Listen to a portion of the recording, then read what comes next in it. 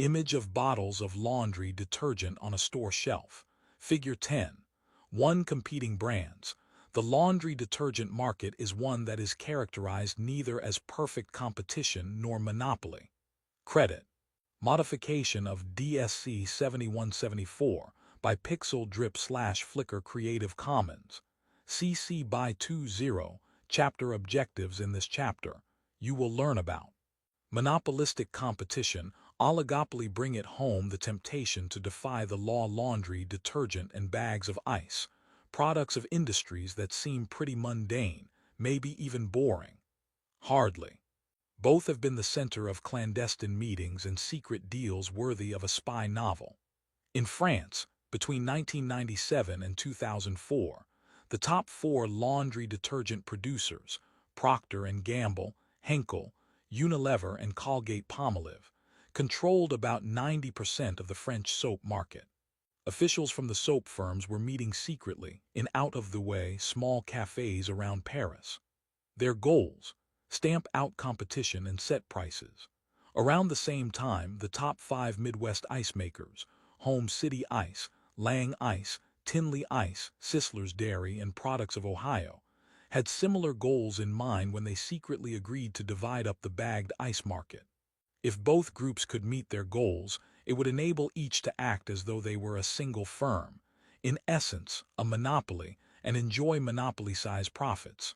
The problem: in many parts of the world, including the European Union and the United States, it is illegal for firms to divide markets and set prices collaboratively. These two cases provide examples of markets that are characterized neither as perfect competition nor monopoly. Instead, these firms are competing in market structures that lie between the extremes of monopoly and perfect competition. How do they behave? Why do they exist? We will revisit this case later to find out what happened. Perfect competition and monopoly are at opposite ends of the competition spectrum. A perfectly competitive market has many firms selling identical products, who all act as price takers in the face of the competition. If you recall, price takers are firms that have no market power. They simply have to take the market price as given. Monopoly arises when a single firm sells a product for which there are no close substitutes.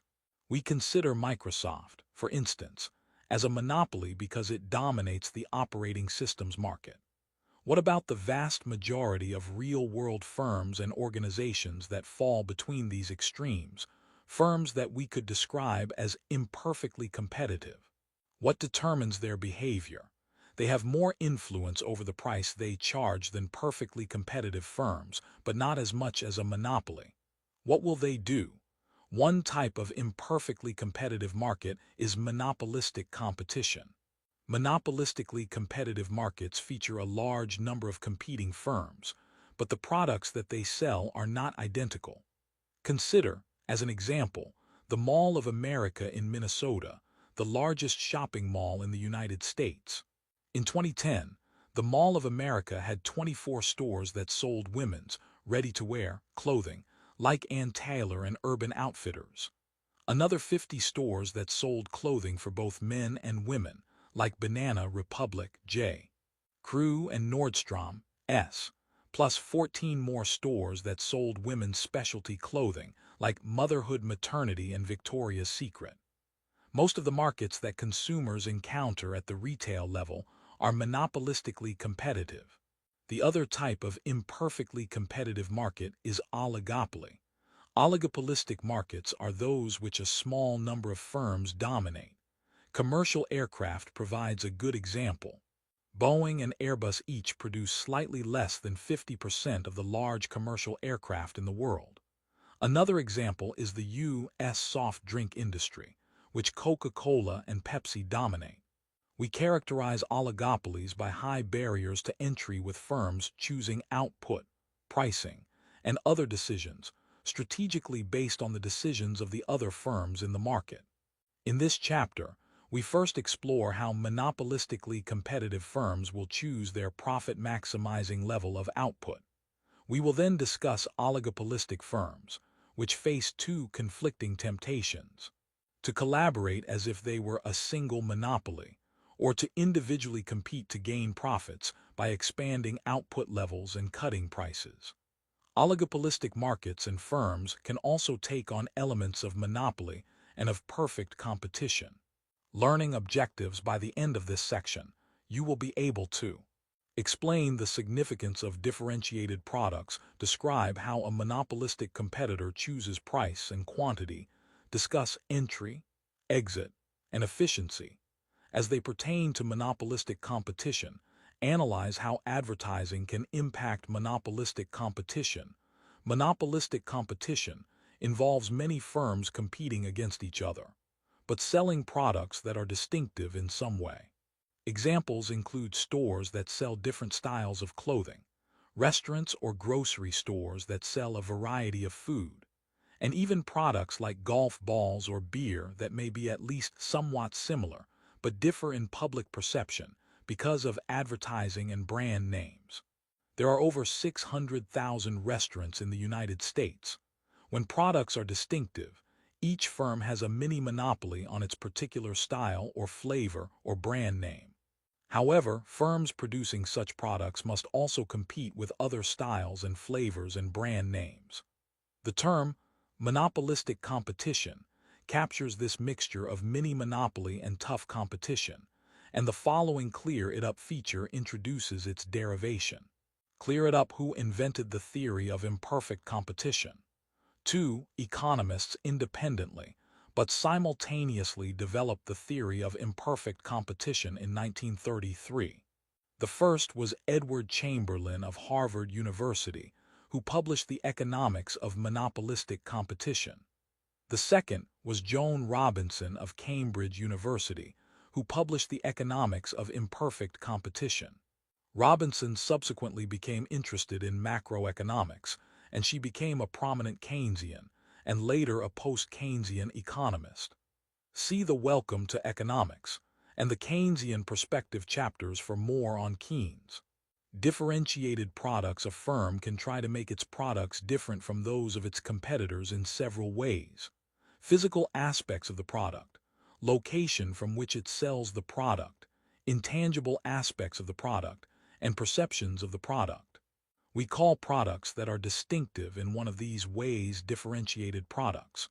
Physical aspects of a product include all the phrases you hear in advertisements. Unbreakable bottle, non-stick surface, freezer to microwave, non-shrink, extra spicy, newly redesigned for your comfort. A firm's location can also create a difference between producers. For example, a gas station located at a heavily traveled intersection can probably sell more gas because more cars drive by that corner. A supplier to an automobile manufacturer may find that it is an advantage to locate close to the car factory. Intangible aspects can differentiate a product, too. Some intangible aspects may be promises like a guarantee of satisfaction or money back, a reputation for high quality, services like free delivery, or offering a loan to purchase the product. Finally, product differentiation may occur in the minds of buyers. For example, many people could not tell the difference in taste between common varieties of ketchup or mayonnaise if they were blindfolded, but because of past habits and advertising, they have strong preferences for certain brands. Advertising can play a role in shaping these intangible preferences. The concept of differentiated products is closely related to the degree of variety that is available. If everyone in the economy wore only blue jeans, ate only white bread, and drank only tap water, then the markets for clothing, food, and drink would be much closer to perfectly competitive. The variety of styles, flavors, locations, and characteristics creates product differentiation and monopolistic competition. Perceived demand for a monopolistic competitor. A monopolistically competitive firm perceives a demand for its goods that is an intermediate case between monopoly and competition. Figure 10.2 offers a reminder that the demand curve that a perfectly competitive firm faces is perfectly elastic or flat, because the perfectly competitive firm can sell any quantity it wishes at the prevailing market price. In contrast, The demand curve, as faced by a monopolist, is the market demand curve, since a monopolist is the only firm in the market, and hence is downward sloping. The three graphs show a horizontal straight line to represent a perfectly competitive firm, B, a downward sloping curve to represent a monopoly, and C, a gradually downward sloping, highly elastic curve to represent a monopolistically competitive firm. Figure 10. 2. Perceived demand for firms in different competitive settings. The demand curve that a perfectly competitive firm faces is perfectly elastic, meaning it can sell all the output it wishes at the prevailing market price. The demand curve that a monopoly faces is the market demand. It can sell more output only by decreasing the price it charges. The demand curve that a monopolistically competitive firm faces falls in between. The demand curve as a monopolistic competitor faces is not flat, but rather downward sloping, which means that the monopolistic competitor can raise its price without losing all of its customers or lower the price and gain more customers. Since there are substitutes, the demand curve facing a monopolistically competitive firm is more elastic than that of a monopoly where there are no close substitutes. If a monopolist raises its price, some consumers will choose not to purchase its product, but they will then need to buy a completely different product. However, when a monopolistic competitor raises its price, some consumers will choose not to purchase the product at all, but others will choose to buy a similar product from another firm. If a monopolistic competitor raises its price, it will not lose as many customers as would a perfectly competitive firm, but it will lose more customers than would a monopoly that raised its prices. At a glance, the demand curves that a monopoly and a monopolistic competitor face look similar. That is, they both slope down. However, the underlying economic meaning of these perceived demand curves is different, because a monopolist faces the market demand curve, and a monopolistic competitor does not.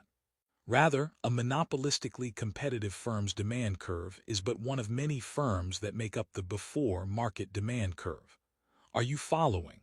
If so, how would you categorize the market for golf balls? Take a swing, then see the following Clear It Up feature. Clear It Up are golf balls really differentiated products. Monopolistic competition refers to an industry that has more than a few firms, each offering a product which, from the consumer's perspective, is different from its competitors. The U.S. Golf Association runs a laboratory that tests 20,000 golf balls a year. There are strict rules for what makes a golf ball legal. A ball's weight cannot exceed 1.620 ounces and its diameter cannot be less than 1.680 inches, which is a weight of 45.93 grams and a diameter of 42.67 millimeters, in case you were wondering. The association also tests the balls by hitting them at different speeds. For example, the distance test involves having a mechanical golfer hit the ball with a titanium driver and a swing speed of 120 miles per hour. As the testing center explains, the USGA system then uses an array of sensors that accurately measure the flight of a golf ball during a short, indoor trajectory from a ball launcher. From this flight data, a computer calculates the lift and drag forces that are generated by the speed, spin, and dimple pattern of the ball. The distance limit is 317 yards. Over 1,800 golf balls made by more than 100 companies meet the USGA standards. The balls do differ in various ways, such as the pattern of dimples on the ball, the types of plastic on the cover and in the cores, and other factors. Since all balls need to conform to the USGA tests, they are much more alike than different. In other words, golf ball manufacturers are monopolistically competitive. However, retail sales of golf balls are about $500 million per year, which means that many large companies have a powerful incentive to persuade players that golf balls are highly differentiated, and that it makes a huge difference which one you choose. Sure, Tiger Woods can tell the difference. For the average amateur golfer who plays a few times a summer and who loses many golf balls to the woods and lake and needs to buy new ones, most golf balls are pretty much indistinguishable. How a monopolistic competitor chooses price and quantity. The monopolistically competitive firm decides on its profit-maximizing quantity and price in much the same way as a monopolist. A monopolistic competitor, like a monopolist, faces a downward-sloping demand curve, and so it will choose some combination of price and quantity along its perceived demand curve. As an example of a profit-maximizing monopolistic competitor, consider the authentic Chinese pizza store, which serves pizza with cheese, sweet and sour sauce, and your choice of vegetables and meats. Although authentic Chinese pizza must compete against other pizza businesses and restaurants, it has a differentiated product. The firm's perceived demand curve is downward sloping, as Figure 10.3 shows, and the first two columns of Table 10.1. The graph shows that the point for profit maximizing output occurs where marginal revenue equals marginal cost.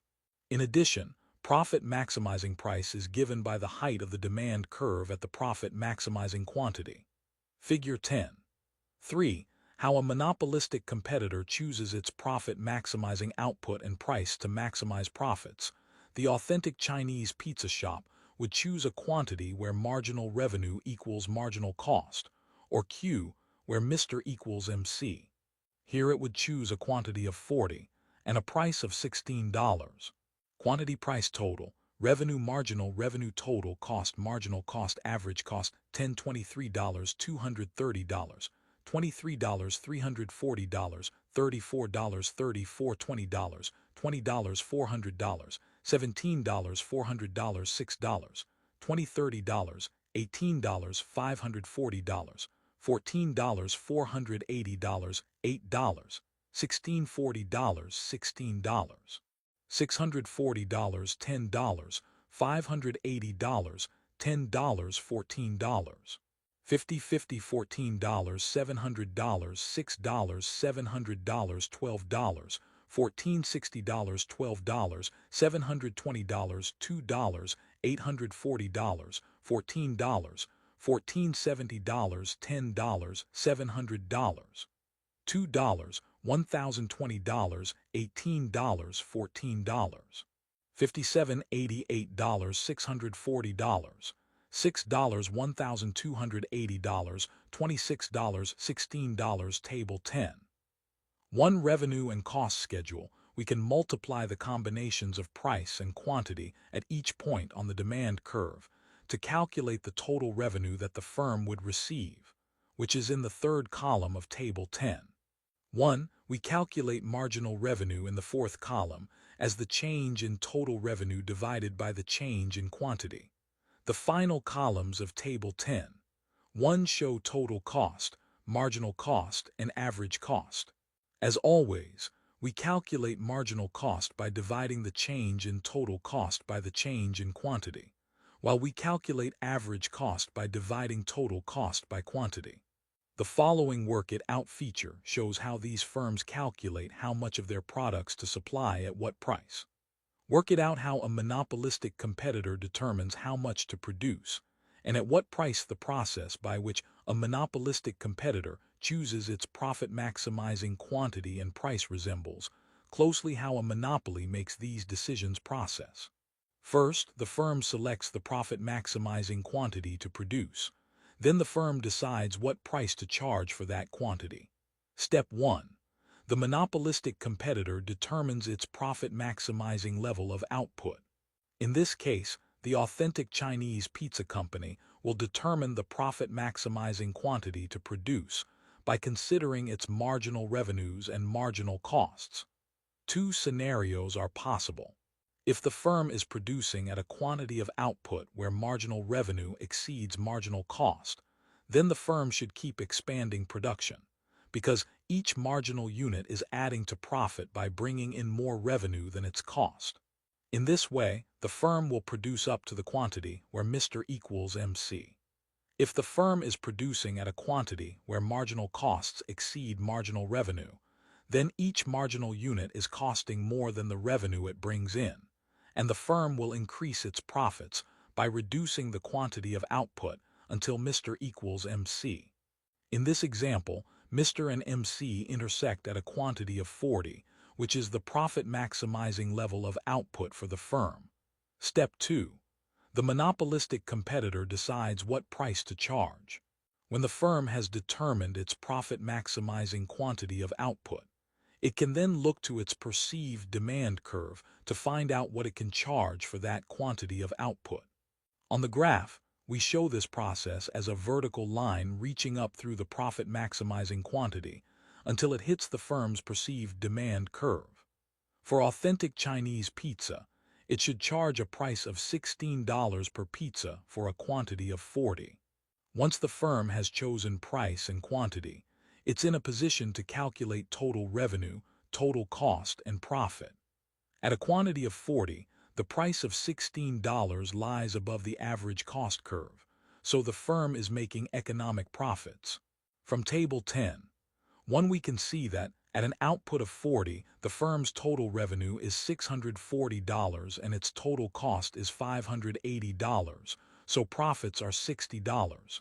In Figure 10.3, the firm's total revenues are the rectangle with the quantity of 40 on the horizontal axis and the price of $16 on the vertical axis. The firm's total costs are the light-shaded rectangle with the same quantity of 40 on the horizontal axis, but the average cost of $14.50 on the vertical axis. Profits are total revenues minus total costs, which is the shaded area above the average cost curve. Although the process by which a monopolistic competitor makes decisions about quantity and price is similar to the way in which a monopolist makes such decisions, two differences are worth remembering. First, although both a monopolist and a monopolistic competitor face downward-sloping demand curves, the monopolist's perceived demand curve is the market demand curve, while the perceived demand curve for a monopolistic competitor is based on the extent of its product differentiation and how many competitors it faces. Second, a monopolist is surrounded by barriers to entry and need not fear entry, but a monopolistic competitor who earns profits must expect the entry of firms with similar, but differentiated, products. Monopolistic competitors and entry: if one monopolistic competitor earns positive economic profits, other firms will be tempted to enter the market. A gas station with a great location must worry that other gas stations might open across the street or down the road, and perhaps the new gas stations will sell coffee or have a car wash or some other attraction to lure customers. A successful restaurant with a unique barbecue sauce must be concerned that other restaurants will try to copy the sauce or offer their own unique recipes. A laundry detergent with a great reputation for quality must take note that other competitors may seek to build their own reputations. The entry of other firms into the same general market, like gas, restaurants, or detergent, shifts the demand curve that a monopolistically competitive firm faces. As more firms enter the market, the quantity demanded at a given price for any particular firm will decline, and the firm's perceived demand curve will shift to the left. As a firm's perceived demand curve shifts to the left, its marginal revenue curve will shift to the left, too. The shift in marginal revenue will change the profit-maximizing quantity that the firm chooses to produce, since marginal revenue will then equal marginal cost at a lower quantity. Figure 10.4a shows a situation in which a monopolistic competitor was earning a profit with its original perceived demand curve, D0. The intersection of the marginal revenue curve, Mr. 0, and marginal cost curve, MC, occurs at point S, corresponding to quantity Q0, which is associated on the demand curve at point T with price P0. The combination of price P0 and quantity Q0 lies above the average cost curve, which shows that the firm is earning positive economic profits. The two graphs show how under monopolistic competition profits induce firms to enter an industry and losses induce firms to exit an industry. Figure 10. 4. Monopolistic competition, entry and exit.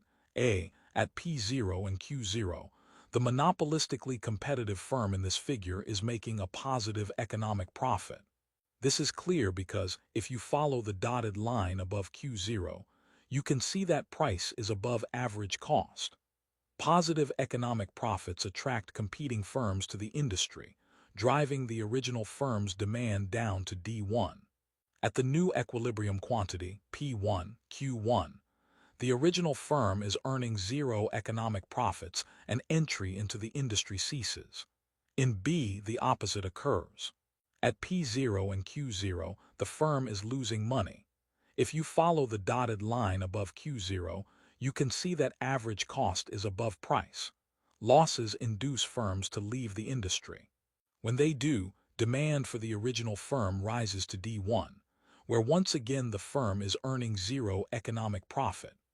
Unlike a monopoly, with its high barriers to entry, a monopolistically competitive firm with positive economic profits will attract competition. When another competitor enters the market, the original firm's perceived demand curve shifts to the left, from D0 to D1, and the associated marginal revenue curve shifts from Mr. 0 to Mr. 1. The new profit maximizing output is Q1, because the intersection of the Mr. 1 and MC now occurs at point U, moving vertically up from that quantity on the new demand curve. The optimal price is at P1. As long as the firm is earning positive economic profits, new competitors will continue to enter the market, reducing the original firm's demand and marginal revenue curves. The long-run equilibrium is in the figure at point Y, where the firm's perceived demand curve touches the average cost curve. When price is equal to average cost, economic profits are zero. Thus, although a monopolistically competitive firm may earn positive economic profits in the short term, the process of new entry will drive down economic profits to zero in the long run. Remember that zero economic profit is not equivalent to zero accounting profit. A zero economic profit means the firm's accounting profit is equal to what its resources could earn in their next best use. Figure 10. 4b shows the reverse situation, where a monopolistically competitive firm is originally losing money. The adjustment to long-run equilibrium is analogous to the previous example. The economic losses lead to firms exiting, which will result in increased demand for this particular firm, and consequently lower losses. Firms exit up to the point where there are no more losses in this market, for example when the demand curve touches the average cost curve, as in point Z. Monopolistic competitors can make an economic profit or loss in the short run, but in the long run, entry and exit will drive these firms toward a zero economic profit outcome. However, the zero economic profit outcome in monopolistic competition looks different from the zero economic profit outcome in perfect competition in several ways relating both to efficiency and to variety in the market. Monopolistic competition and efficiency, the long-term result of entry and exit in a perfectly competitive market, is that all firms end up selling at the price level determined by the lowest point on the average cost curve. This outcome is why perfect competition displays productive efficiency. Goods are produced at the lowest possible average cost.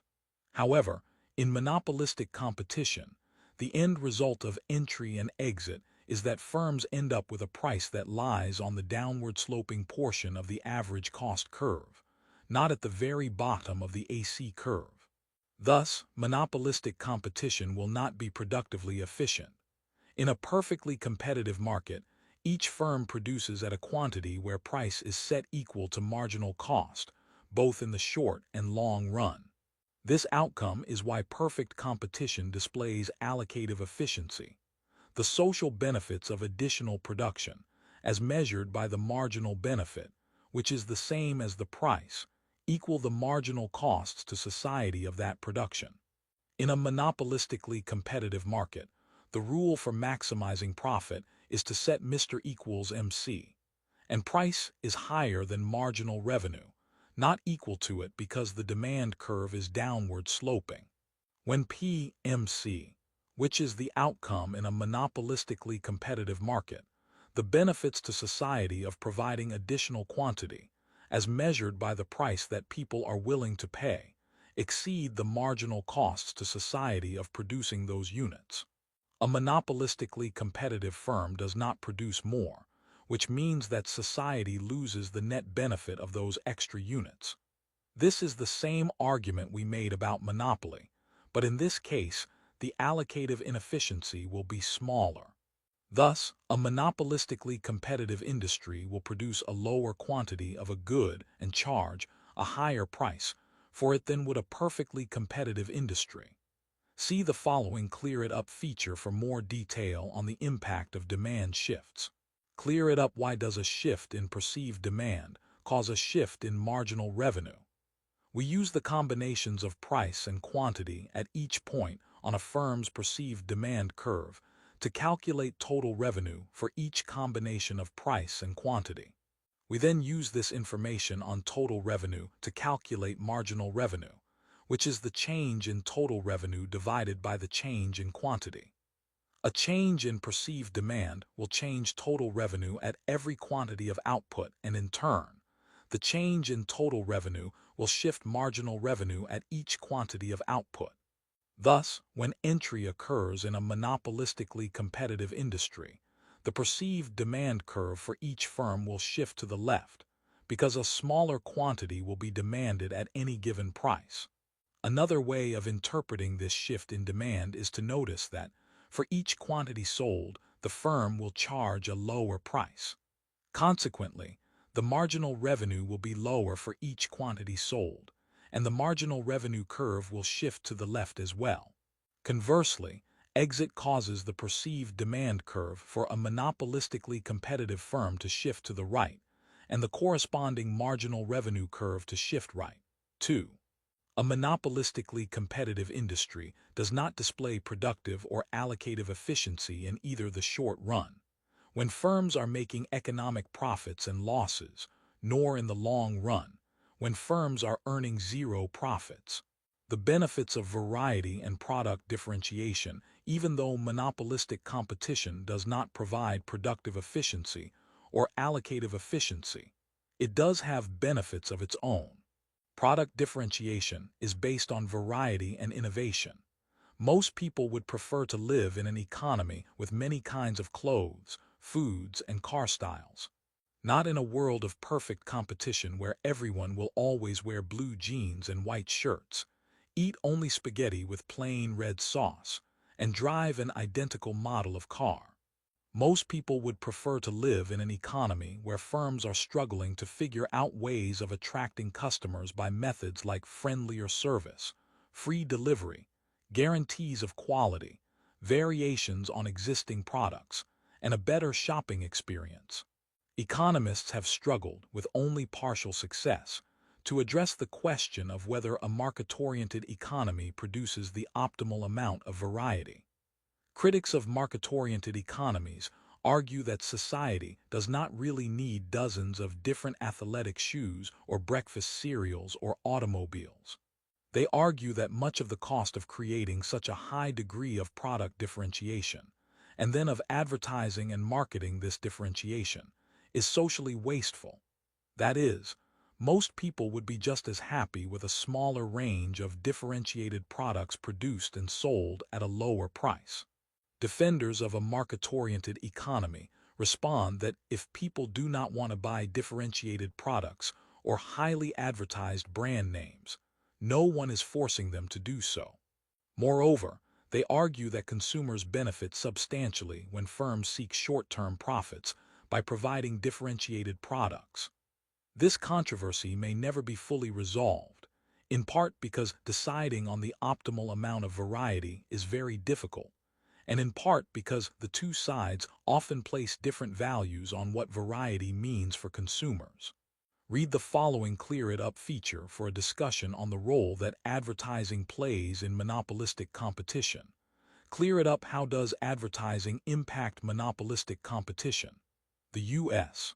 economy spent about $180 $12 billion on advertising in 2014, according to eMarketer.com. Roughly one-third of this was television advertising, and another third was divided roughly equally between internet, newspapers, and radio. The remaining third was divided between direct mail, magazines, telephone directory yellow pages, and billboards. Mobile devices are increasing the opportunities for advertisers. Advertising is all about explaining to people, or making people believe, that the products of one firm are differentiated from another firm's products.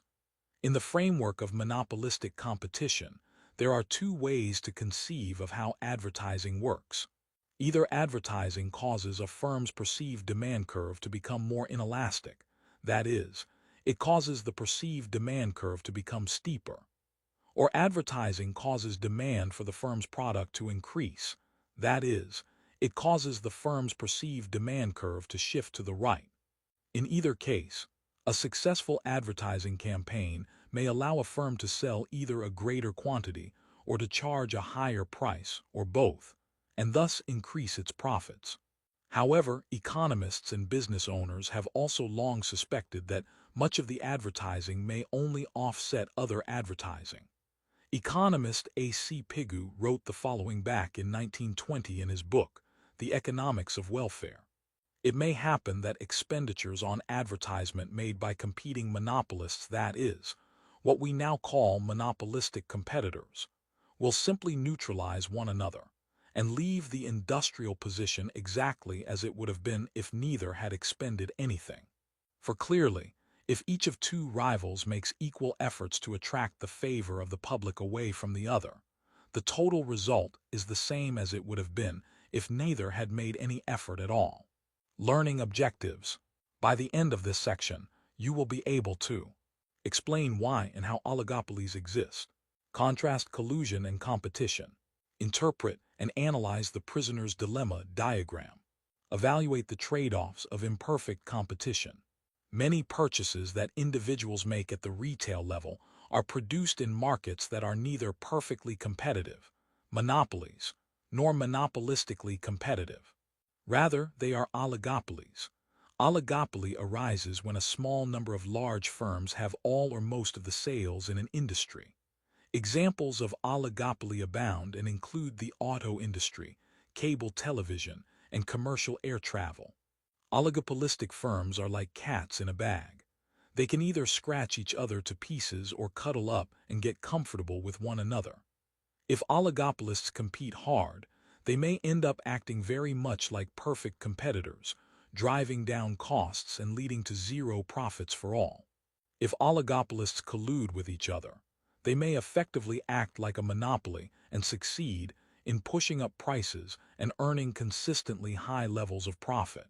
We typically characterize oligopolies by mutual interdependence where various decisions such as output, price, and advertising depend on other firms' decisions. Analyzing the choices of oligopolistic firms about pricing and quantity produced involves considering the pros and cons of competition versus collusion at a given point in time. Why do oligopolies exist? A combination of the barriers to entry that create monopolies and the product differentiation that characterizes monopolistic competition can create the setting for an oligopoly. For example, when a government grants a patent for an invention to one firm, it may create a monopoly. When the government grants patents to, for example, 3 different pharmaceutical companies that each has its own drug for reducing high blood pressure, those 3 firms may become an oligopoly. Similarly, a natural monopoly will arise when the quantity demanded in a market is only large enough for a single firm to operate at the minimum of the long-run average cost curve. In such a setting, the market has room for only one firm, because no smaller firm can operate at a low enough average cost to compete, and no larger firm could sell what it produced given the quantity demanded in the market. Quantity demanded in the market may also be 2 or 3 times the quantity needed to produce at the minimum of the average cost curve, which means that the market would have room for only 2 or 3 oligopoly firms, and they need not produce differentiated products. Again, smaller firms would have higher average costs and be unable to compete, while additional large firms would produce such a high quantity that they would not be able to sell it at a profitable price. This combination of economies of scale and market demand creates the barrier to entry, which led to the Boeing-Airbus oligopoly, also called a duopoly, for large passenger aircraft. The product differentiation at the heart of monopolistic competition can also play a role in creating oligopoly. For example, firms may need to reach a certain minimum size before they are able to spend enough on advertising and marketing to create a recognizable brand name.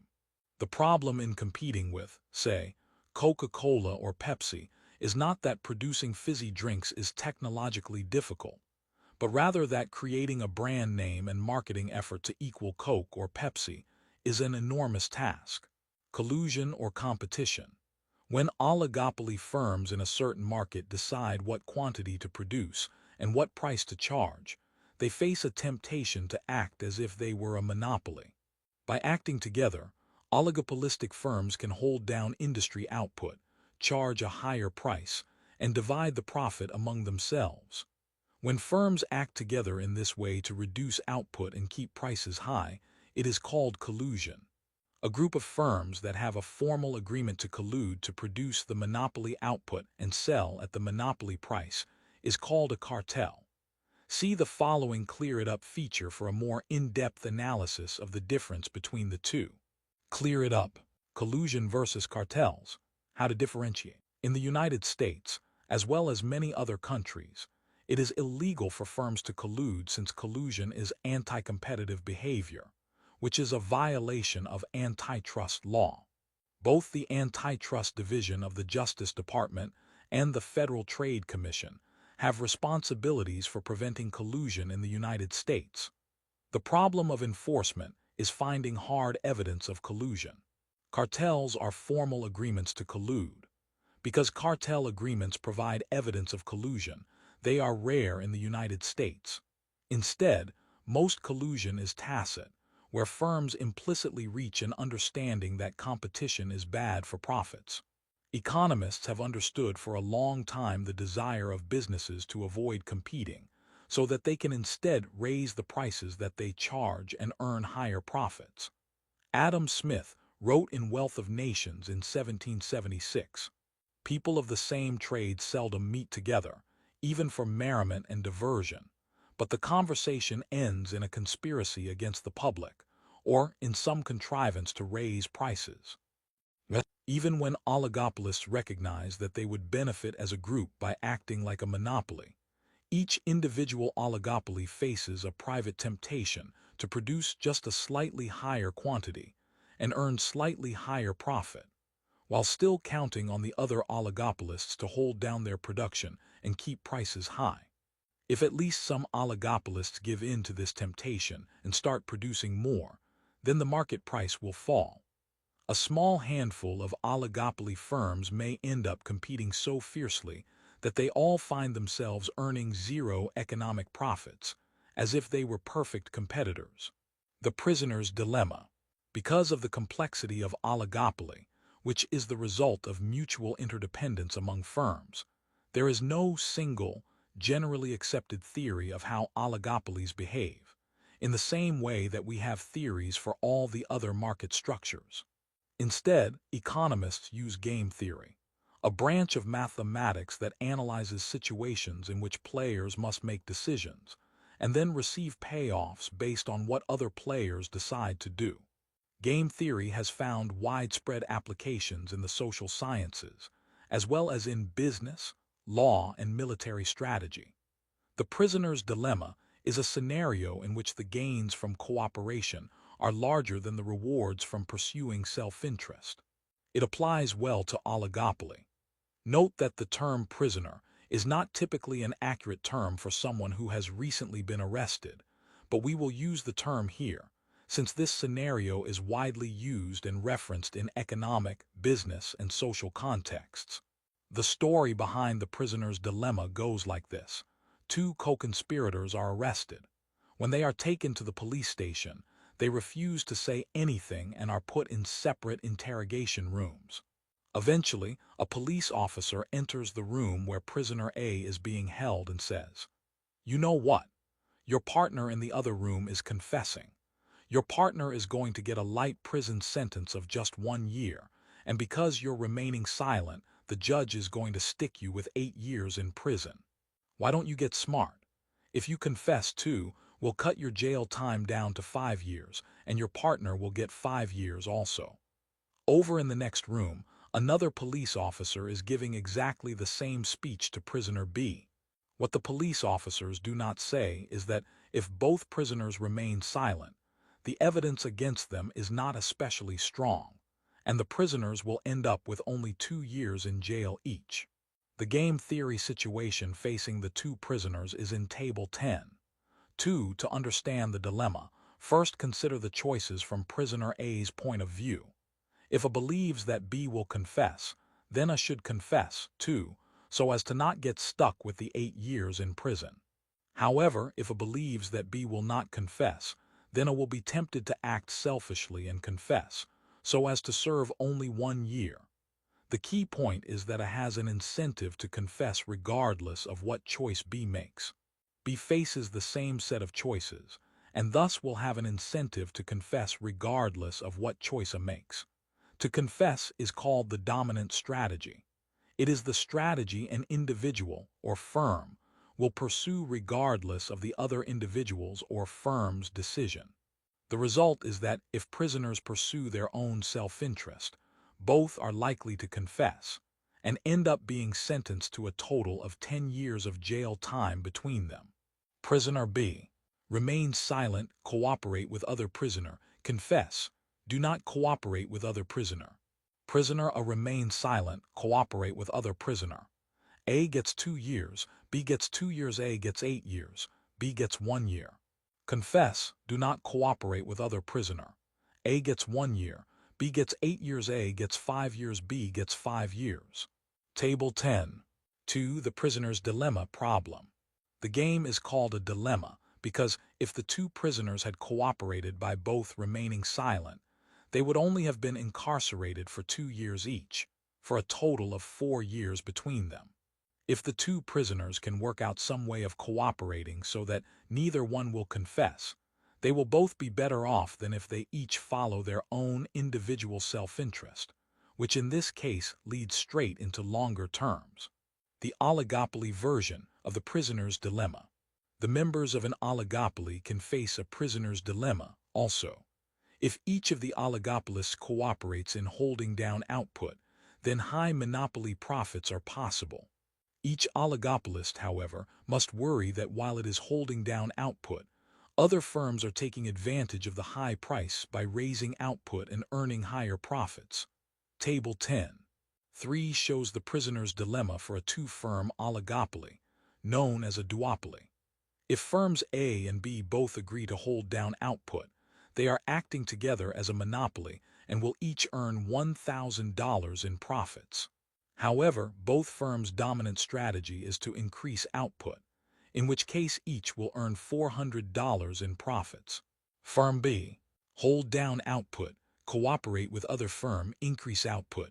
Do not cooperate with other firm. Firm A. Hold down output. Cooperate with other firm. A gets $1, $0. B gets $1. 000. A gets $200. B gets $1, $500. Increase output. Do not cooperate with other firm. A gets $1, $500. B gets $200. A gets $400. B gets $400. Table 10. 3. A prisoner's dilemma for oligopolists. Can the two firms trust each other? Consider the situation of firm A. If A thinks that B will cheat on their agreement and increase output, then A will increase output too, because for the profit of $400 when both firms increase output, the bottom right-hand choice in Table 10. 3 is better than a profit of only $200 if A keeps output low and B raises output, the upper right-hand choice in the table. If A thinks that B will cooperate by holding down output, then A may seize the opportunity to earn higher profits by raising output. After all, if B is going to hold down output, then it can earn $1,500 in profits by expanding output. The bottom left-hand choice in the table, compared with only $1,000 by holding down output as well, the upper left-hand choice in the table. Thus, firm A will reason that it makes sense to expand output if B holds down output, and that it also makes sense to expand output if B raises output. Again, B faces a parallel set of decisions that will lead B also to expand output. The result of this prisoner's dilemma is often that even though A and B could make the highest combined profits by cooperating in producing a lower level of output and acting like a monopolist, the two firms may well end up in a situation where they each increase output and earn only $400 each in profits. The following Clear It Up feature discusses one cartel scandal in particular. Clear It Up. What is the lysine cartel? Lysine, a $600 million a year industry, is an amino acid that farmers use as a feed additive to ensure the proper growth of swine and poultry. The primary U.S. producer of lysine is Archer-Daniels-Midland, ADM, but several other large European and Japanese firms are also in this market. For a time in the first half of the 1990s, the world's major lysine producers met together in hotel conference rooms and decided exactly how much each firm would sell and what it would charge. The U.S. Federal Bureau of Investigation, FBI, however, had learned of the cartel and placed wiretaps on a number of their phone calls and meetings. From FBI surveillance tapes, following is a comment that Terry Wilson, president of the corn processing division at ADM, made to the other lysine producers at a 1994 meeting in Mona, Hawaii. I want to go back and I want to say something very simple. If we're going to trust each other, okay. And if I'm assured that I'm gonna get 67,000 tons by the year's end, we're gonna sell it at the prices we agreed to. The only thing we need to talk about there, because we are gonna get manipulated by these expletive buyers. They can be smarter than us if we let them be smarter. They, the customers, are not your friend. They are not my friend. And we gotta have M, but they are not my friends. You are my friend. I want to be closer to you than I am to any customer, 'cause you can make us money. And all I want to tell you again is let's put the prices on the board. Let's all agree that's what we're gonna do and then walk out of here and do it. The price of lysine doubled while the cartel was in effect. Confronted by the FBI tapes, Archer-Daniels-Midland pled guilty in 1996 and paid a fine of $100 million. A number of top executives, both at ADM and other firms, later paid fines of up to $350,000 and were sentenced to 24-30 months in prison. In another one of the FBI recordings, the president of Archer-Daniels-Midland told an executive from another competing firm that ADM had a slogan that, in his words, had penetrated the whole company. The company president stated the slogan this way: "Our competitors are our friends, our customers are the enemy." That slogan could stand as the motto of cartels everywhere. How to enforce cooperation? How can parties who find themselves in a prisoner's dilemma situation avoid the undesired outcome and cooperate with each other? The way out of a prisoner's dilemma is to find a way to penalize those who do not cooperate. Perhaps the easiest approach for colluding oligopolists, as you might imagine, would be to sign a contract with each other that they will hold output low and keep prices high. If a group of U.S. companies signed such a contract, however, it would be illegal. Certain international organizations, like the nations that are members of the Organization of Petroleum Exporting Countries, OPEC, have signed international agreements to act like a monopoly, hold down output, and keep prices high so that all of the countries can make high profits from oil exports.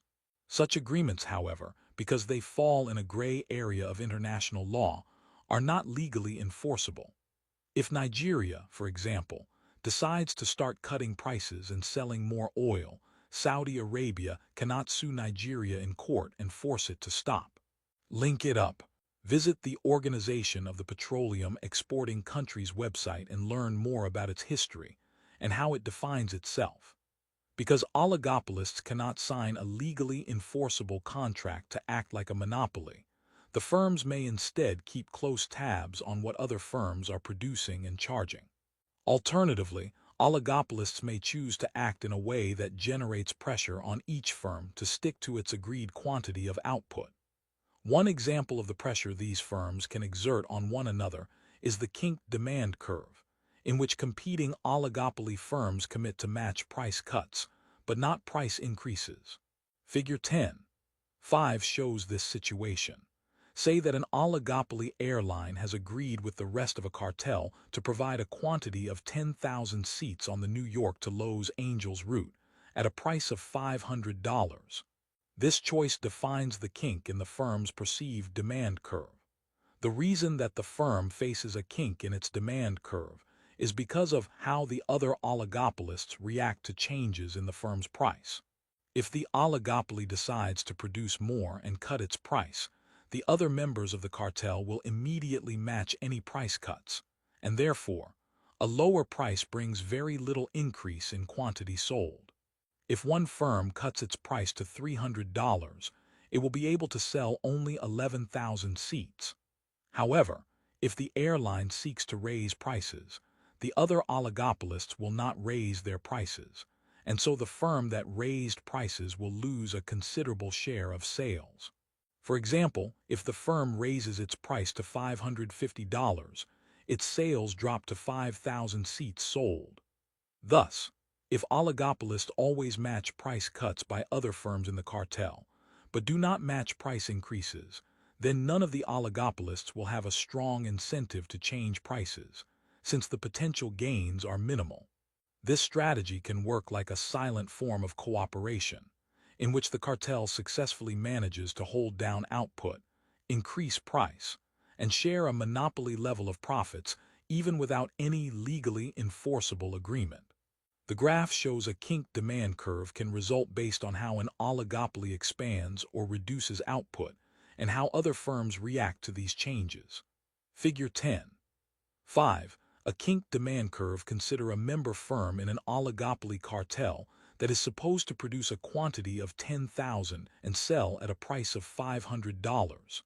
The other members of the cartel can encourage this firm to honor its commitments by acting so that the firm faces a kinked demand curve. If the oligopolist attempts to expand output and reduce price slightly, other firms also cut prices immediately. So if the firm expands output to 11,000, the price per unit falls dramatically to $300. On the other side, if the oligopoly attempts to raise its price, other firms will not do so. So if the firm raises its price to $550, its sales decline sharply to 5,000. Thus, the members of a cartel can discipline each other to stick to the pre-agreed levels of quantity and price through a strategy of matching all price cuts, but not matching any price increases. Many real-world oligopolies, prodded by economic changes, legal and political pressures, and the egos of their top executives, go through episodes of cooperation and competition.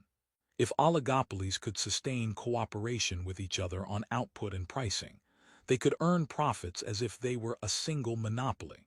However, each firm in an oligopoly has an incentive to produce more and grab a bigger share of the overall market. When firms start behaving in this way, the market outcome in terms of prices and quantity can be similar to that of a highly competitive market. Trade-offs of imperfect competition. Monopolistic competition is probably the single most common market structure in the U.S. economy. It provides powerful incentives for innovation, as firms seek to earn profits in the short run, while entry assures that firms do not earn economic profits in the long run.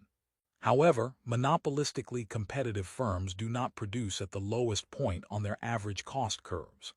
In addition, the endless search to impress consumers through product differentiation may lead to excessive social expenses on advertising and marketing. Oligopoly is probably the second most common market structure.